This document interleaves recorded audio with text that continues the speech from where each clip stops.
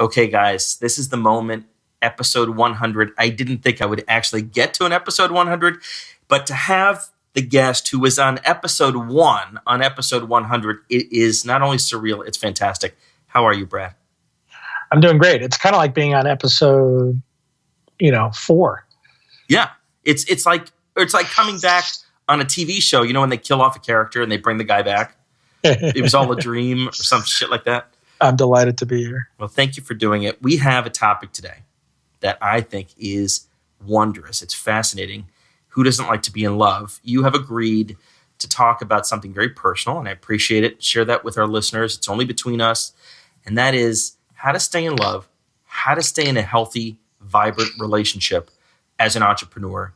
You're an entrepreneur. You've started tech companies, and you've started one of the nation's just premier venture funds. You've done so many things. And so over the next 20 minutes, we're going to learn from you how you can have it all. Do you feel like you have it all? I feel like I have all that I can handle. You can't take any more. So let's go back in time, just 60 seconds, if you would. Indulge us the story of how you and Amy met. I've met Amy a number of times. She's just a wonderful lady. How'd you first meet? And give us a time frame. Sure. So Amy and I met in college. She went to Wellesley. I went to MIT. I was a sophomore. She was a freshman. And this would have been 1984. We were friends throughout college. I had a long-distance girlfriend who was my high school girlfriend. Amy and a gang of her friends hung out at our fraternity, and there were plenty of boyfriend and girlfriend stuff going on there. I married my high school girlfriend, and that relationship, in hindsight, was probably good for 3 days. Yeah. Like halfway through the honeymoon, I probably should have realized it wasn't going to work. And we never lived together. We'd had this long distance relationship. Yep. We ended up getting divorced about 3 years later. Amy and I had still been friends all during this period of time, and she actually came to work for my company. She was the 4th employee of my first company. No kidding. We had me, my partner Dave, a guy named Sean who was a software developer, and we woke up one day and we're like, we need somebody to do all the other shit. Yeah. And so she was there for a while, but no romantic interest at the time. Not at the time. Yeah. But friends, like my ex-wife and her boyfriend and me would go out, and it's like one of these classic things. In hindsight, you look back at it and you're like, well, my ex-wife and her ex, sure. would want to go out, stay out all night, and the two of us be like, hey, it's 10 o'clock, like time to go home. Yep. Like my idea of a good time on a Saturday afternoon is to lay on a couch and read a book, and so with Amy's, and that was definitely not my ex's idea of a good time on a Saturday. Yeah. So we were friends, we worked together, our relationships blew up at about the same time. And we, in sort of classic fashion, one day ended up together, and you're like, oh, that's kind of fun. Yep. And it carried from there. And that was roughly 25 years ago? It was like 1990, 90 or 91. Okay. So close to 25 years. So we can remove 1990. Yeah. So we can remove any doubt. This is the real thing. You've found love, you found your life partner, and you've managed to have this amazing relationship with her. At the same time, if you've built this amazing career. I know early on, especially during the internet craze, when you invested in one of my early companies, you had some difficult times. You were on the road all the time. Tell briefly the story about when you came home that one day and what she told you. Yeah, so we moved to Boulder in 1995, and I think we wrote about this in the preface of the book that we wrote together called Startup Life. And the subtitle is it tells the story often in a book. So the subtitle, Surviving and Thriving in a Relationship with an Entrepreneur. Yep. And the story happened, I can't remember whether it was 2000 or 2001, but it was at the sort of absolute peak of the internet bubble madness. I've always worked a lot. When I was in my first company, I mean, she saw me working 100 hours a week when we weren't together, so she knew what she was getting in the context of that. When we lived in Colorado, I'd literally be gone from Monday to Thursday or Monday to Friday every week.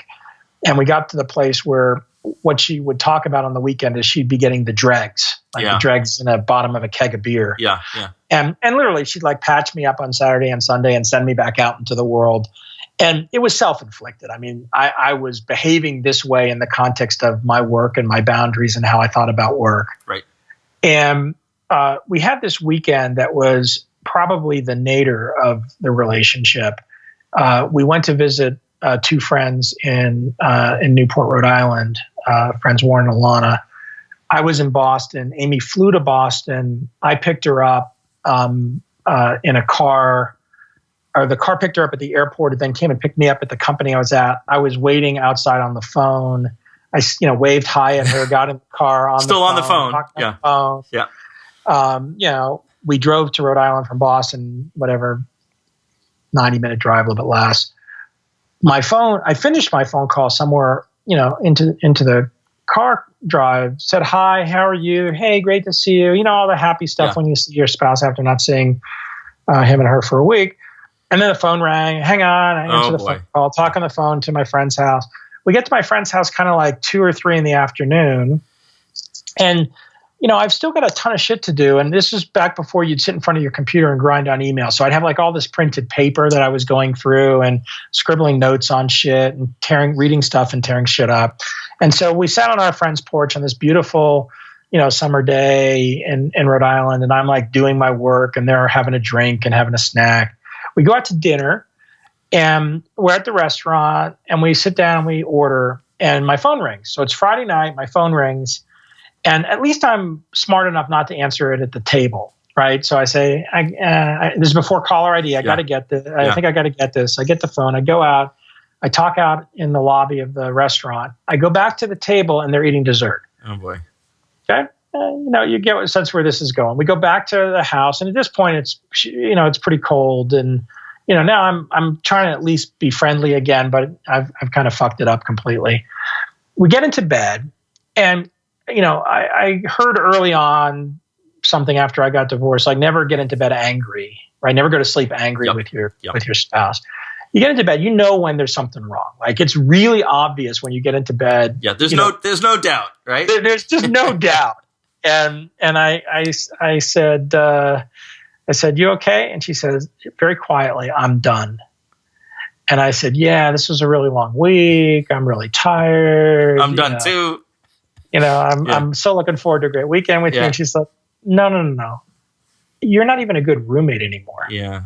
She says, I love you. I think you're awesome, but this sucks. And I'm done. I want a divorce. I don't want to do this anymore. And, that was a surprise to me, and it wasn't okay. I wasn't going to accept that. Yeah. So I said, no, let's talk for a while. So we talked for about an hour, and we got to the place where like she backed off, and I'm like, I gave her my phone. I'm like, you have my phone for the whole weekend. Like I got it. I fucked up. Like I didn't just fuck up tonight, but we got a problem. We need to deal with this and go deep on it. And you agreed that there was an issue. Yeah. I didn't fight it. I didn't struggle with it. And after about an hour, like we got back to a happy place, not a happy place, but a place where it had thawed a little bit. Yeah. And I nudged her and and we're kind of getting ready to go to sleep. I nudged her and says, does this mean I'm not getting any tonight? and she laughed. And, it was like that moment, where you reconnect. Yeah, like it's okay. Like, yes, we have a serious problem here, but at least we'll go to sleep and work on it tomorrow. Do you think that it would have gotten to that point if you were not long distance? Having a long distance relationship? Well, Amy and I didn't have a long distance relationship at that point. Right? Oh, but I thought you were commuting all the time. I was traveling all the time. I understand. Yeah. Okay. So I think it would have gotten that bad if I wasn't traveling as much. Maybe not, but the biggest thing that changed in this, there were a bunch of things along the way, after this sort of cataclysmic moment that we changed, but the biggest was foundational, which is my words didn't match my actions. Yeah. And in a relationship, in any relationship in life, that's all that matters. That's what matters. The key part of it was I would say to her regularly, she was the most important person to me. She was the most important. I can hear myself saying, you're the most important thing in my world. Yeah, yeah. I can hear her as an avowed human being and a feminist saying I'm not a thing. So I probably wasn't doing myself any services by saying that. Be careful what you say. But I would say that she was the most important person to me. And then we'd be sitting at dinner and the phone would ring and I'd answer it in the middle of a sentence. Yeah. Which went against your words, obviously. Totally. Like, what does that make her feel like? So there were a set of things, but the biggest was that. And I don't think the travel was a symptom of that. I think the travel was coincidental with that. Yeah. So before we go to some of the things that you did and put in place over the course of the 25 years to make this not just work, but it works great. I mean, I've seen you guys together. You've written a book together. You speak together. You give back to the community together. Before we get to that, how did you resolve that particular instance? Did you continue to travel? Did you continue to work? Did you quit the job? You obviously made it with her. So what happened? Yeah, no, we had a very powerful weekend because we did spend 2 days now fully engaged talking about this. And the first thing we talked about was I said, look, I've got an engineer's brain, so I just need some rules. Yeah. Give me some rules to follow. Yeah, and I can do it. And I can do it. And her first reaction was, no, that sucks. Like, I don't want to have to give you rules. Yeah. Because that means somehow it lessens the value of it, right? Lessens the value. It means that it's her responsibility. Right. It's not romantic. Like, there's a long list of reasons. Which I could understand. Sure. Right. And I said, yes, but in the absence of rules, this isn't working. So just think of it as your way to control me. and that she liked. And she said, all right. And, every spouse knows everybody in a relationship with their partner. Each other's big red buttons in the middle of your forehead. Sure. So the very first thing she did when she said, okay, I'll give you some rules. Watch out. I'm going to give you some rules. This was right at that time, after this conversation. During this conversation, she immediately pressed the biggest red button in the middle of my forehead. She says, the very first thing I want you to do is I want you to track on a daily basis how many hours you work. Now, the reason that was a big red button in the middle of my forehead was my first company billed by the 5-minute increment. Yeah. So for 7 years, every day, I kept a timesheet on paper. And now you had to do it again. I fucking hated it. Like when we sold the company, so I'm never doing that again in my life. I'm never keeping track of what I spend my time on. Yeah. And my first reaction, of course, was, no way, I'm not going to keep track of my time. And she's like, hey, wait a second. You told me I get to define the rules. I'm like, all right, you're right. And, and off we went. So there were a set of rules, and many of them were joint. So there were things like, on the first day of the month, we have something we call life dinner. Yep. And you still do that to this day? To this day, we still do it. Every month, once a month at the beginning of the month. First day of the month. And if for some reason one of us can't do it on the first day of the month because we're somewhere else or we have something that we can't move, we just move it a plus or minus a day. Yep. And if you're a software developer or an entrepreneur, you'll understand this. We basically do sprint planning and an agile retrospective. Yep. So we have dinner, we give each other a gift. So we have sort of symbolism of it. We then talk about the previous month. We each have a chance to talk about what went on, good, bad, other things that we're struggling with, things that we were unhappy with the other person about, things that we were unhappy with ourselves or happy. And then we talk about the next month. And sometimes these conversations literally last 5 minutes and we have a nice dinner. And sometimes they last 3 hours and there's tears. So we came up with a series of these things. Again, some rules, parameters for me, some joint things. And we really gave ourselves the time and space to be really together when we were together, giving each other feedback on how things were working after we hit this really low point. And did this also involve you developing quote unquote rules for Amy? No. It just wasn't necessary. Wasn't necessary. So you really owned this. Yeah, and I had to own it, and I had to change my behavior. Yeah. And I know how hard it is for anybody to change their behavior. It's very hard. It's easy to say, oh, I'll change my behavior. It's very hard to do it. And it wasn't that it was one directional. I had to change my behavior and she had no part in it. It's that we collaborated in changing my behavior in the context of how we related to each other and changing our joint behavior and how we did things together. Yeah. By having this activity. We never had trouble talking. So we always had good communication. But the problem if you're good at communicating with your significant other is oftentimes you're good at talking, but you're not good at listening. Yeah. And this is another thing that I'll bookmark that's sort of general around this is an entrepreneur, especially a CEO, is often the center of the universe during the day. And often not that great at listening because they are driven to a vision and a passion behind an idea. That's right. So they're usually the talker, not the listener. Even if you're a good listener as a leader, you're still the center of the universe. Yeah. When you come home at the end of the day to your significant other, independent of what your significant other does, even if your significant other is an entrepreneur. Yeah, another CEO or entrepreneur, yeah. Okay. But especially if your significant other isn't a CEO or an entrepreneur, the last thing in the world your significant other wants you to show up as is the center of the universe. They don't give a shit. They don't give a shit. Yeah. And when you start putting yourself in their position, Amy's a writer. She's an introvert. She gets a lot of time alone. She has good friends. She works on serious things, but many of the serious things she works on are things that are solitary and long stretches of time, where she's alone. She wants to have an engaged conversation. Sometimes she wants to know what's going on in my world, but she doesn't want me to show up and bring that. Yeah. She wants you to show up as equal partner and life partner. And engage. So that was another one that I had to learn very quickly, which was easy to learn. Before we talk about some other things that you guys have done, let's fast forward to the end of the story. So you're 25 years in this relationship. When you think back over that time, how much time do we waste or use ineffectively or squander in our work, our profession, as entrepreneurs, as CEOs, as business leaders? Could we chop out 5%? It wouldn't make a difference. Could we chop out 25%? Some people say you could chop out 50% and you'd actually be further ahead of the game because you're not spending time on crap. So have you learned what you think that number is? Yeah, I think it's a very large percentage of people's time. And I think it falls into a handful of different categories. And I think much of that impacts the relationship that you have with your significant other. There's a whole category of what I'll call just overhead, which is things that we create in our organization that become patterns that were useful at a point in time, but continue to happen over and over again. Meetings would be a good example. Meetings and reports. But it's also things that go a level deeper, which is if you have an organization where you have a difficult time with conflict. Yeah.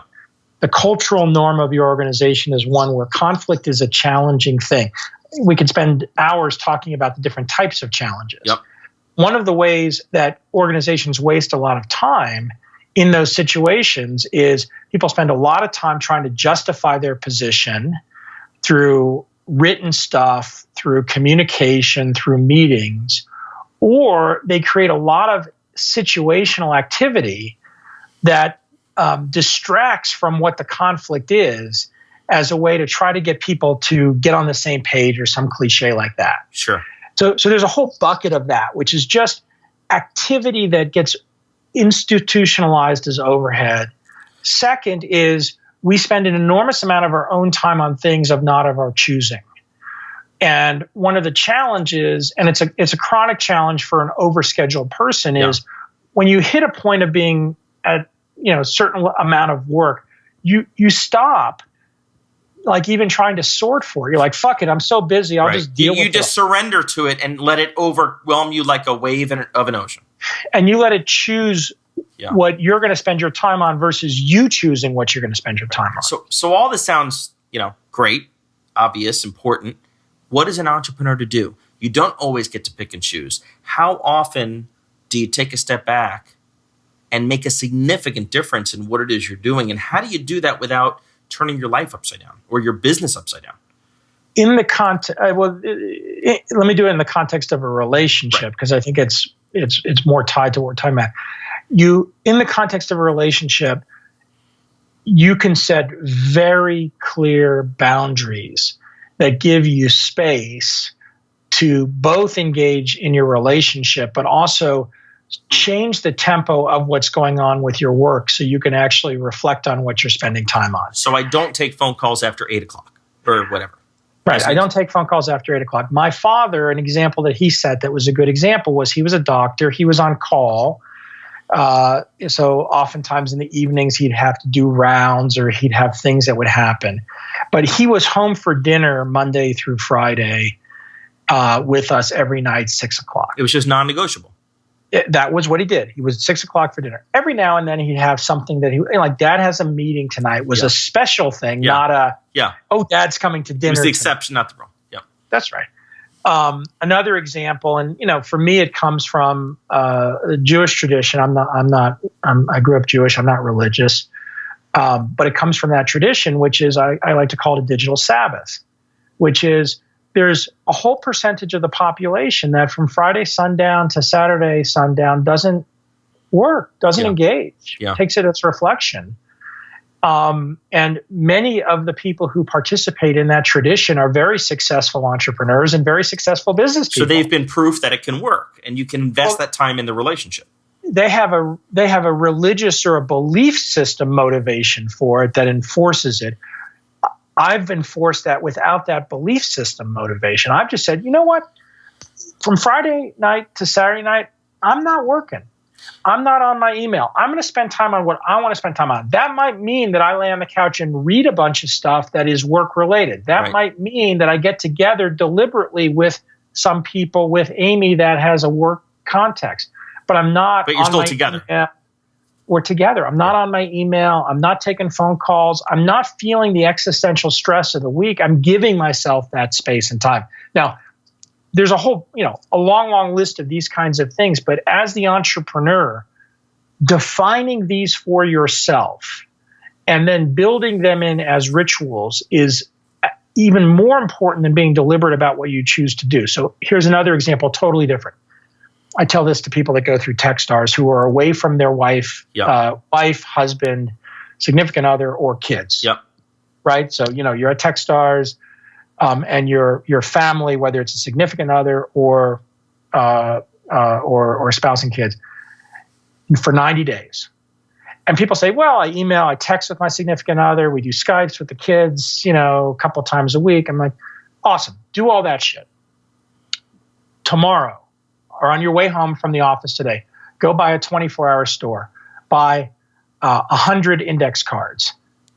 Tomorrow morning on your way in, stop by the post office and buy 100 stamps for a postcard. Yeah. Sit at your desk for an hour and address all 100 of those cards. Just take an hour. Hang it out. Yep. Address them. While you're on a call that you don't want to be on, that you're having to listen to, address them. Yep. Put it by your bed.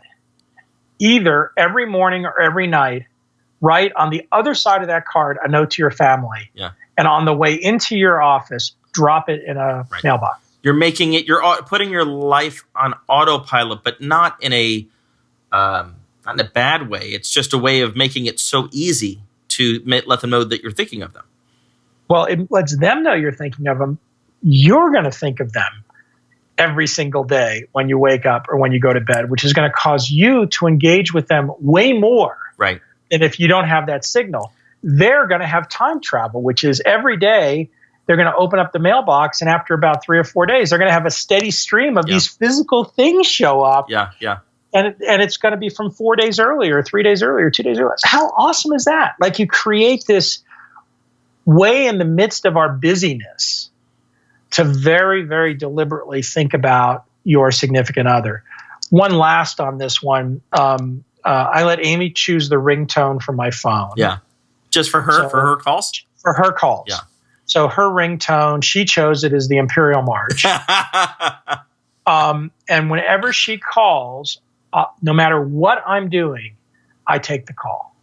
Literally, no matter what you're doing. If she called right now, I would take the call. Yeah, I've been in a presentation and it rang on stage and you answered. That's right. Now I'll say, "Hey, sweetie, I'm in front of 1,000 people. Can I call you back?" Yep, call me back. Like we know the negotiation is clear. Yeah. Right. If I have time to talk, I say I got time to talk. If I say I'm going to call her back, I call her back. But you create these rhythms that allow your emotional connection to transcend the busyness. I see. So a second order effect for me of that is that it refocuses me on that person. Just by talking about that with you now, I'm going to go to dinner after we get done. I have a dinner at a restaurant across the street. I'm going to get off the phone with you and I'm going to call her because I thought about it. Now, I might have called her anyway because I had 5 or 10 minutes to go to my dinner, but it just reinforces that because you've got those pathways where you're thinking of your partner all the time. You're really retraining the brain in a positive way.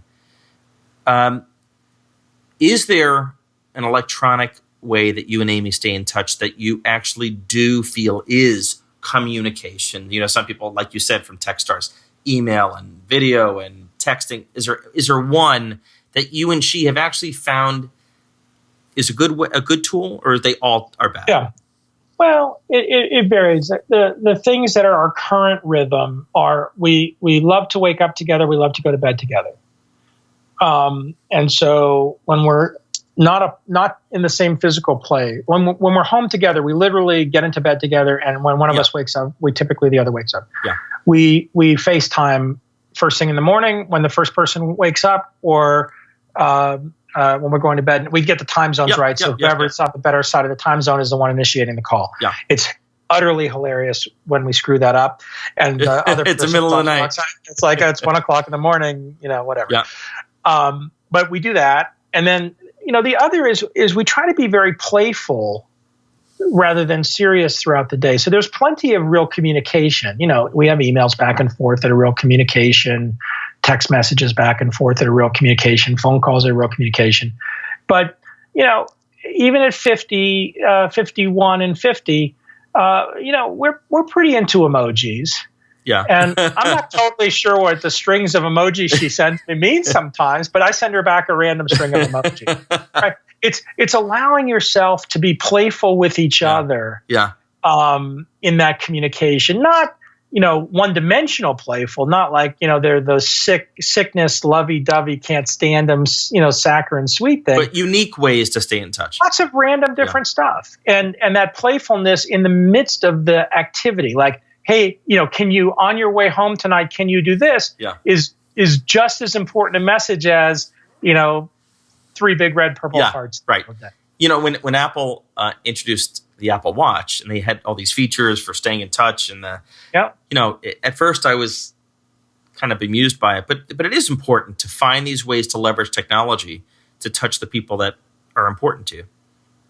Yeah, another one that's like that for us is Fitbit. We each have Fitbits, and we regularly do challenges throughout the week with a handful of other people, and there's plenty of trash talking back and forth of us verbally about, hey, I got 13,000 steps today. Oh shit! You give each other a hard time. Yeah, and so it's allowing the playfulness to be on trivial stuff. Yeah, rather than you have a limited amount of time, so everything you have to spend your time on is serious because you have a limited amount of time together. That gets really tedious and tiresome for both partners. In the couple minutes remaining, I have to ask you the question that every listener wants to know, to the extent that you feel comfortable answering. Is there room in a relationship with an entrepreneur for any kind of sex life whatsoever? To the extent that you want to tell us, how do you make that even possible? Well, it depends which side of the Woody Hall or the Annie Hall. 3 times a week's a lot, or 3 times a week is not enough. Depends what side you're on. Of course there is, and it's also I think important to recognize the normal arcs of whatever intimacy is in a relationship over time. So, the sexual activity that you have as a couple, and I won't pretend to be whatever. What was it? Dr. Ruth Westheimer. I won't pretend to have that philosophy. But one of the key things that are indicators of unhealth in a relationship is lack of sexual activity. Sure. It's usually a sign of something else. It's usually a sign of something else in the context of the relationship, right? Conflict points, right? Sex is used as a weapon. Money is used as a weapon. So what for us, we enjoy each other, the intimacy on lots of dimensions, right? One of our favorite things to do that doesn't involve a classical definition of sex is we love to lay on the couch together and both read. right? That's a great intimacy. That's an intimacy for you. Yeah. And so, is that more important than, we just saw, what was it? Deepwater Horizon. Yeah. Had a great scene at the beginning. Marky Mark says to his... I don't think he goes by Marky Mark anymore, but anyway, go ahead. That's what I call him. He's Marky Mark to me. They're sort of flirting at the beginning, and he's about to go away, and she wants she's like pulling him back into bed, and he's like, all right, do you want the 30, 60, or 90-second love package? Oh my God. And she says, I'll take the whole 90 seconds. Right? I mean, the intimacy covers a lot of dimensions behind just intercourse. Yeah. Or whatever the equivalent of that is. Yeah. And I think that notion of intimacy, at least for me and Amy, is it's not transcendent, where the physical act of sex is not important, but the arc of intimacy is the tell. Right. And for us, if we find ourselves not having that emotional intimacy that would naturally lead to sexual activity, that's fine. By the way, at 51, there are many moments that I couldn't imagine my 14-year-old self ever saying. My 14-year-old self would never. Yeah. Of course. Like to be laying in bed, naked, at the end of the day, and it'd be like, good night. Yeah, I'm going to sleep. I'm going to sleep. Like your 14-year-old be like, no way. No way. It's not gonna happen. But like that's just part of life, and that's okay, because you can still have the intimacy in the mix of that. But one of the biggest things I take away is that it sounds like you and Amy have developed this language. I don't even want to call it a set of rules, but this rules. Language is a good word. Rules of engagement in a very positive way, not a warlike kind of way, about what's important to each, how you can find the overlap, what you're not willing to negotiate and carve out that time, whether it's your trips every year, your dinners every month, etc. It sounds like you early on entered the danger and were pretty open and honest about that. Maybe because you were forced to when she brought that up and said, I'm done. Yeah, I mean, we were forced to. And I think language is a good word for it, because it's a bunch of different things. Some of it's rules. Yeah. Right? Some of it's values.